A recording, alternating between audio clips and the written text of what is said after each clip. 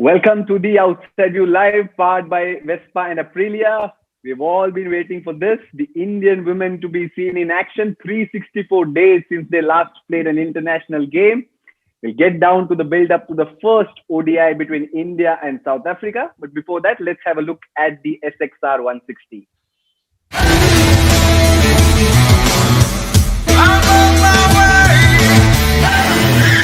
You're late. Don't just live life, maxify it.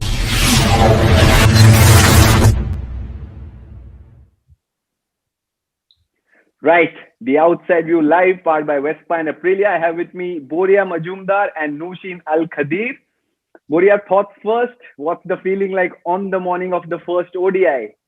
See, obviously very excited because it's important to see the women in action. The men's team did us a favor by finishing it off yesterday. They also want to see the girls in action. Clearly, that's why they did what they did to England. So it is important. I said this to you the last time. The flavor of the season is India winning. So just like the men did, it is important that the women start off well. Mithali said they were not looking rusty. They were excited and committed in her press conference yesterday. Harman said the same, almost the same the previous night. So in every sense, though, in my personal thing, however much you practice when you go out there, you might be a little rusty, and that's only expected after 364 days.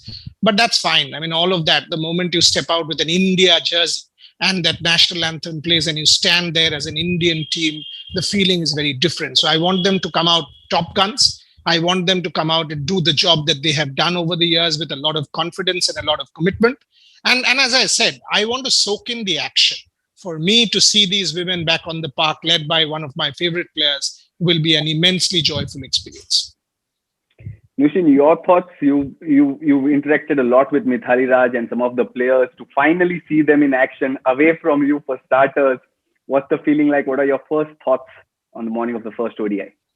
Absolutely. I think it's been a long wait for us. And now finally we're going to see them play some cricket.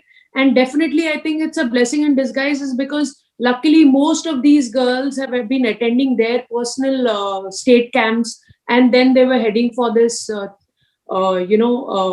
India camp. So when the wait is longer and longer, you can't keep players away. They will be practicing. They will be, waiting for their opportunities. And now today is the big day for us as women cricketers to see them live. To see them live, 364 days, that is one number we won't ever forget. Players have lost a year when it comes to international cricket. We saw them briefly in action in the Women's T20 Challenge. Nooshin, do you feel rustiness? Boria had his say about rustiness. Players are not rusty, but do you feel, where do you stand in terms of players not being in action, coming to the international stage, especially in the longer format of 50 overs cricket? So in terms of bowling, in terms of batting, who would be more rusty, who would probably find it tougher? What's your take on that? I think they would be lacking match practice. It's not about how they have been practicing. You would see most of the women cricketers hitting nets, doing their gym regularly. But what they're lacking is now the match practice, which was not there in these 364 days. So in terms of that, yes. But you look at the other side of it, we have a lot of experience there. We have the likes of Mithali, we have the likes of Harman, Smriti Mandhana, Jemima, list it out, I guess. So yes, we may look a little, lack of match practice, but I don't think they will look very good. I am confident because the way we have played the T20 challenges, the first game was it was nail biting. We would see the best. How could you call, these players not being in action for so long and then, watching a game which is, made us wait till the last ball. What is going to happen? So definitely, yes. Boria, we talk about South Africa starting as favorites in this series, at least in the first two games, as you also talked about in our series preview. Will this kind of ease pressure on the Indian unit? Because when you're actually coming back to action as a team, already the expectations are high, and to add the pressure of being the favorites, the extra pressure is not there. So you think South Africa being favorites makes it easy for the Indian team? Firstly, I don't think the girls will agree that South Africa are favorites, number one. Number two, what is it about international cricket without pressure? I mean, you would want pressure. If you do not want pressure, then you shouldn't play. If Mithali Raj turns up there and says, oh, you know what? If I fail, it's fine. She should leave today. The reason she is Mithali Raj is because she will take that pressure, go out there and excel. The reason Harmanpreet Kaur is who she is, or Jhulan or Smriti or whoever, is because they have been able to perform under pressure, embrace adversity, appropriate challenges, and go out there and deliver. And that's what I want to see. Yes, South Africa are favorites because they've had game time.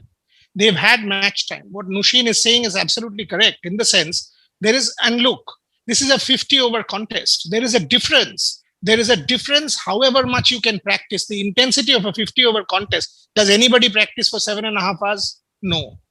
Give me one example where a person practices for 7.5 hours continuously. No, it's however much you try, you simulate. It cannot be a match situation. And that is my apprehension about this particular team going in, which is why I'm apprehensive about injuries, about throwing, when they throw from the boundary line. So all of these issues are obviously will get ironed out. But yes, I will be very, very keen to see how they turn up. If they win the first one, then I will say they've gone way ahead in winning the series, because this is the toughest game after 364 days for these girls to come out and do what they do best. Very fair concerns aired by you, Boria. But just to extend this chat, do you think that India would have been better off starting with T20I's shorter format, shorter game time, shorter intensity than an ODI after 364 days? There are certain specialists like Mithali Raj. How do you explain that? I mean, you've got to start, boss. You've got to start. You cannot hide from challenges. The situation was such, however much people come and tell me, look, I have an idea as to what the board wants to do. And the board is actually, if people think that they've been discriminatory, etc., that is not true. I mean, I know Saurav Ganguly well enough to say that he wants the game to flourish. So whatever has been the backstage, the challenge has to be now embraced. It's gone. Now you can blame the board. You can blame Sri Lanka for not doing that tour in November. You can blame Australia, New Zealand. You can blame anybody. I'm not one to blame. For me, the glass is always half full rather than half empty. And I always look at it like that. As I've told you, there will be a tour to England in June. There will be multiple international tours subsequently, Sri Lanka, New Zealand, Australia. So there will be constant cricket from here on leading into the World Cup. If that is the case, you've got to embrace the challenge earlier than later. So just go, do what you do best. You've practiced a hell lot. Nooshin will know. Mithali traveled to Bangalore, I think in August, hired a personal trainer, trained there. Yes, for the T20 challenge. And thereafter, people lost a little bit of steam, again came back. Jhulan went to Bangalore twice, then went to Kalyani with a day left to go and join the state camp, as she said. And the fact that domestic camps have started, one can sense that the girls are ready. So let's see what happens, but fingers crossed for this team. Right, through the India South Africa series, we'll be on air with the Outside View Live, bringing you shows. But here's the news: South Africa have won the toss in the first ODIs. They'll bowl first. Nooshin, it's an unknown stadium, the Ekana International Stadium, the first women's international game there. You think it's a fair choice, South Africa choosing to bowl? Oh, it's going to be difficult for me to sit out here and actually understand when I've not seen the wicket. So obviously, but when it's they would have had something in mind, because what little pictures I've seen of the girls practicing there, it's an open ground, and maybe because of that they would have opted. It's very difficult for me to sit out here and actually comment when I've not even seen the wicket. But let's keep our fingers crossed. Irrelevant of whether we are batting first or bowling first, the priority is that we need to play some good cricket where the momentum of the team starts off. It's important that the girls get into that momentum. And from there, I'm sure that the kind of combination we have, we are not going to look back. The girls are raring to go and play. They are out there to prove a lot that, we have been waiting, and now is the chance. So fair call that. As part of with throughout this India South Africa series, we at Women's Cricket Zone are going to celebrate some of the former players. They've been forgotten, they've been hidden somewhere, as part of which we have Nooshin Al Khadeer today. Nooshin, India women's team is playing after 364 days. It's almost a fresh start, so to say. Let's rewind the clock. Let's talk about your start in international cricket. What's your first memories of donning the India cap, the India jersey? Your thoughts your memories on that? I remember that it was way back in 2002 when we were playing home series against England, and the first venue was at Chennai. So obviously we had already decided that what the 11 is going to be, and I wasn't a part of the 11. I was the 12th. So I remember, Mamta Meben was playing and she got injured and she came out, and it looked like, to me, it like a small girl. I just ran in because I was feeling that I'm getting this opportunity to do well, and luckily, I grabbed a catch. So that is one memory of me just walking in with that India jersey playing. And then the second ODI, I did get a chance, where I have opened bowling with Julan. So it's been good. It's been from there, it's been very good. Tell us a bit more what those cap handing ceremonies used to be back then, because these days with the social media glare, with the cameras on you, there's someone some big figure in the side that presents the cap to the youngster. What was it back then in your times? Who did you get the cap from, and what was all that about? Well, we had just received our jerseys, our playing kits, and we were called in the room then for the distribution. And then it was Anjum who handed over the cap because she was the captain then. And it wasn't a big ceremony like abhi jaise hota hai ki, you have the senior. But of course, Anjum was a senior player and she was the captain.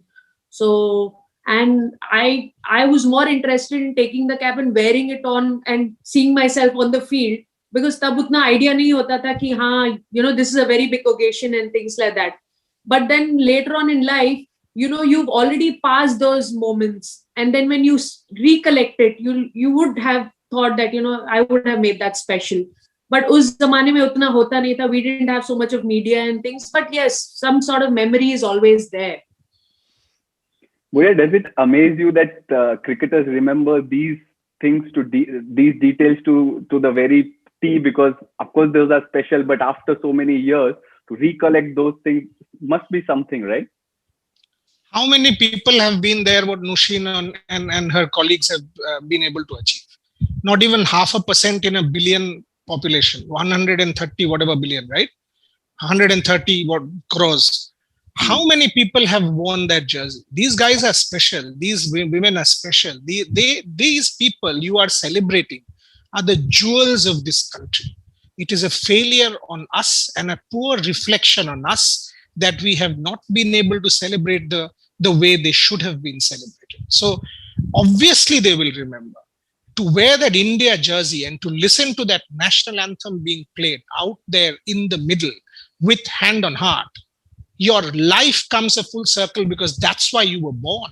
You were born to play for your country. You are representing your country at the international stage. Forget who's watching. I don't give a damn who's watching. But Nooshin at that point in time is in her own world, where she's telling the world that she's playing for India. If that doesn't appeal to her and she doesn't remember every little second, then obviously, wow, what will she remember? As I keep talking about playing international cricket for this country, which is our only secular religion, every day you see toxic debates on national television. Every day you see communally divisive arguments in the political realm. The only realm that unites, the Wasim Jafar case notwithstanding, is cricket. Mohammad Siraj being handed the Indian flag at the Gabba. Mithali Raj standing at the Ekana Stadium with the national anthem in her team. Virat Kohli and the boys walk. That is what India is, for God's sake.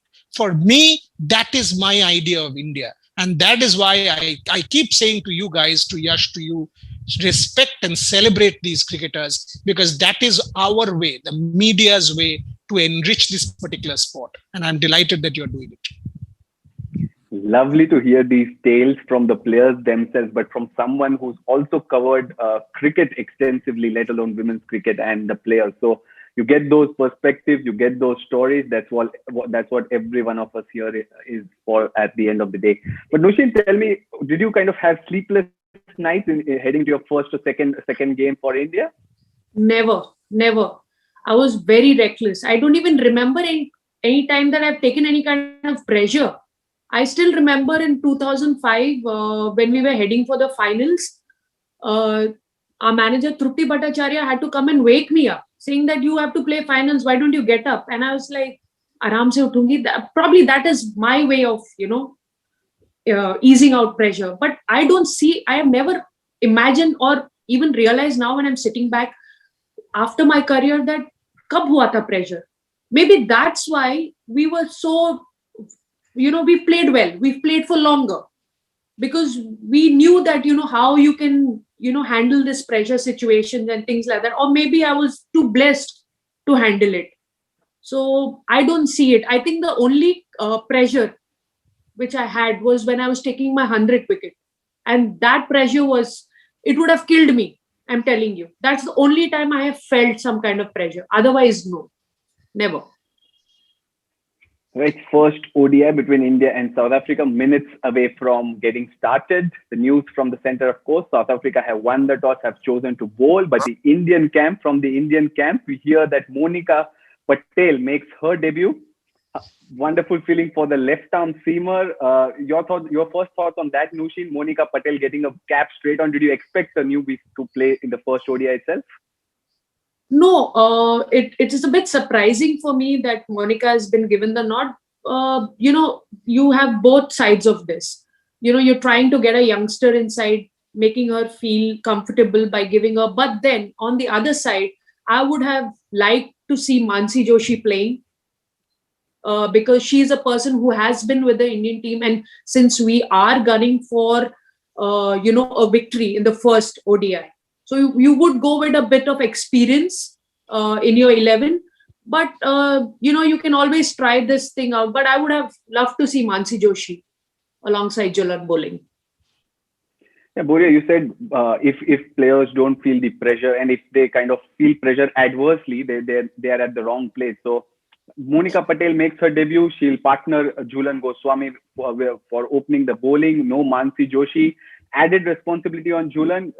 What's your thought? She'll enjoy it more than having some experienced experienced person at hand.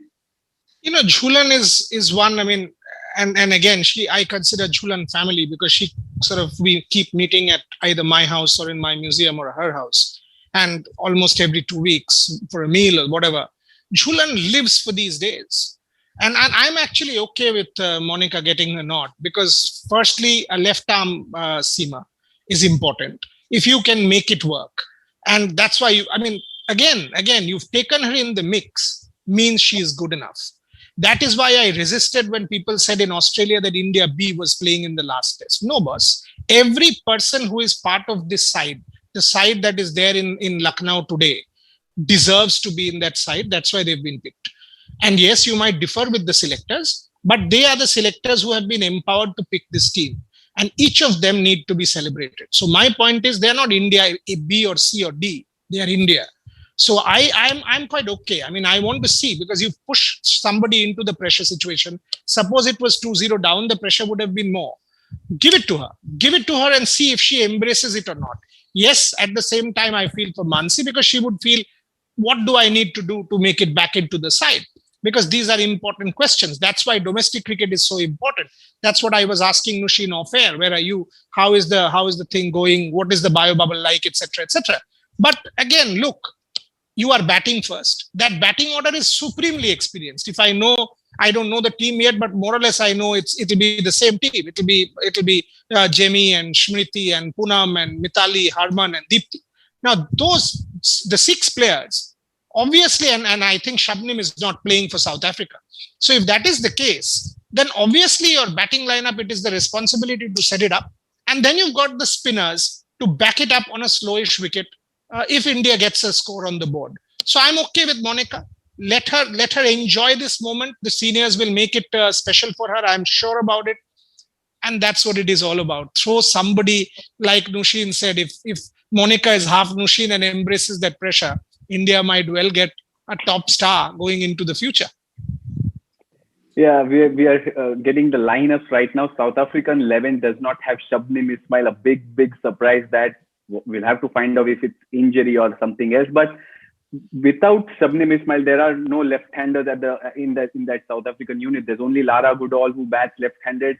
Nooshin, will that have played a role in Monika Patel getting selected, left arm seamer, taking the ball across the right-handers? Because there's a dearth of left-handed batters these days in international cricket, it seems. So a lot of right-handers in the South African side. Would that have played a part in Monika Patel's debut?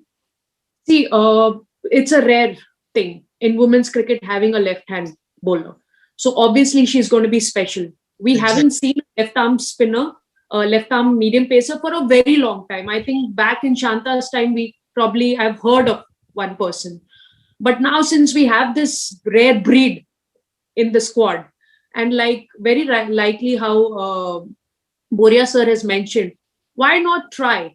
Because there's always a try. If you're not going to try, how will you know how someone is good at? So definitely she is got this rare, talent in her. And I probably would see that being one of the reasons why we are having her in the squad, because she is going to get the variety in bowling. Like, you're going to have a Julan coming in and bowling quick, and you'll have Monika's ball, swinging, because obviously she's young. So she's not going to generate that much of pace like what Julan is going to do. But definitely she's going to have the kind of swing to bowl. So yes, it is going to be tough. And probably the South Africans have played most of our bowlers. So she is going to be special because they're going to face her for the first time. So we will have to wait and watch. Yeah, it's a similar lineup as to what it was when they toured India back in 2019. Let's talk a bit about the South African attack. It's Nonkululeko Mlaba, the left arm spinner, and Sunil, the leg spinner. These are the two spinning options with them, whereas there are as good as 3 and 4 seam bowling options. So Nooshin, coming to you yet again, two spinners who take the ball away from right-handers, and India's top order is flooded with right-handers. There's only Smriti Mandhana, the left-hander, and Deepti Sharma when you come down the order. So what would you expect? What would you want Mlaba and Sunil to bowl to these spinners? Because we've seen Raut and Mithali Raj, who will probably be batting when the spinners come into the attack. Of course, if the openers get out early. So what would your strategies be to those spinners? What would you expect them to bowl to these legends? I guess, see, when we know the kind of batsman Mithali and Poonam are, or for that matter, even Harman, okay, they're very good in using their feet. And what I gather about these two bowlers are they're pretty slow in the air. Obviously, they're away-going bowlers. And all three batsmen of ours are brilliantly very good in playing offside shots, stepping out and playing. So I don't see any problem our middle order facing when these slow bowlers coming in, because Harman, Mithali and Poonam are known for their stepping out and playing. And Harman is known for big shots. So you're going to lob the ball, you're going to see the ball outside the park. That's for sure. And Mithali dancing down and playing them along the ground is going to be a treat to watch again. Yeah, fair point, because Nonkululeko Mlaba, it's to be remembered, made her T20 debut in India and was clobbered for sixes by Harmanpreet Kaur in Surat. Boria, coming to you, Marizan Cup is expected to open the bowling probably with Tumi Sekhukhune, the other seamer, or Ayabonga Khakka. What do you think the Indian openers, Smriti and Jemima Rodrigues, need to do in terms of tackling those seam options? Because we've seen how Marizan Cup is, hits that length, extracts whatever little there may be on the surface. So your thoughts on the Indian openers and their ways of tackling Marizan Cup? See, play yourself in. There is no hurry. This is not a 20-over contest. So even if you just take a little bit of time, it's fine. Just take your time, get yourself in, and these two are scorers. So there will be loose balls on offer, and if Smriti and Jamie are both in, you will see the scoreboard ticking. You will see runs flowing. You will see boundaries being hit, because both of these players are supremely good stroke players. So no extra pressure to go and accelerate and take advantage of the power play or anything like that, because automatically runs will come. So my whole point is just be a little conservative upfront, because runs will come. Ismail is playing for Sekhukhune, by the way, is what I'm told. So that is a clarification to give. Ismail is playing for Tumi Sekhukhune. So the bowling lineup will be Marizan Cup, obviously Shabnim Ismail. That will be the start. And then we know Ayabonga Khaka, and of course Sunelus and Laba. So that's the South African bowling attack. It's a good attack. It's a solid attack. just if you can conserve wickets in the first 10, get to 40, get to 35, that's fine by me. Because the moment you have a platform, and then the confidence will start coming back, the ball will start hitting the middle of the bat, the timing will start to happen. And you need one batter in the top 3-4 on day one to start getting a big score. The moment that happens for the team, the confidence will grow. And as Nooshin said, I'm looking forward to seeing Mithali bat, looking forward to see Smriti or one of these, the top 4, top 5, get a big score, because then the others, then a Deepti Sharma, Harmanpreet Kaur can come and tonk the ball and accelerate towards the end. Yeah, that's a formidable opening bowling lineup for South Africa. Shabnim Ismail, of course, is in the 11, and she'll open with Marizan Kaap. Nooshin, your thoughts on this opening bowling combination for South Africa? What do the batters do? It's going to be fiery pace from one end, guile and disciplined bowling from the other. Your thoughts on that? See, we are blessed to have a combination of a right hand, left hand. It's an old saying that, obviously it's going to trouble the bowlers. But the kind of form Ismail is in, she's been bowling quite well. So I would like to see our batsmen, when we are getting in after a very long time, to set their eye in, like rightly said by Boria sir, that you need to settle down a bit, understand the wicket, because it's a new wicket. And then give yourself a time. It's not a T20 game where you need to rush on things. We have the whole of 300 balls to play that. So, the intelligence is to understand, and we are lucky to bat first. So obviously the pressure is going to be lesser. When you're chasing, that's the time the pressure is more. So we are blessed to bat first. I feel our batsmen should be spending more time to understand it. Right, fair call that. We're inching closer to the first ball in the first ODI between India and South Africa at the Ekana International Stadium. Before we wrap this show up, your predictions is what I'd like to know. Boria, you first. India batting first. What's the score you expect them to put up? See, I totally agree with Nooshin that when you're under pressure, you bat first, you score. I mean, whatever they score, and if they get off to a decent start, I know you've got to finish the show.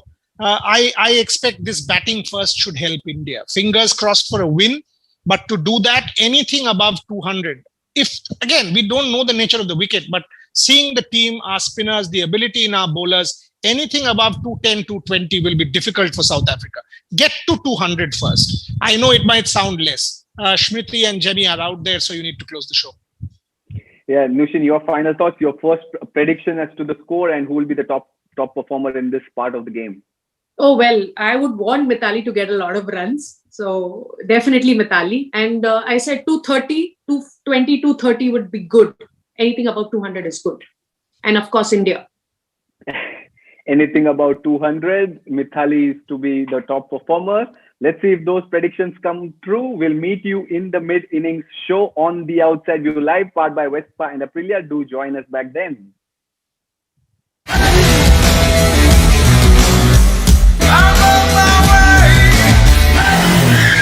You're late. Don't just live life, maxify it.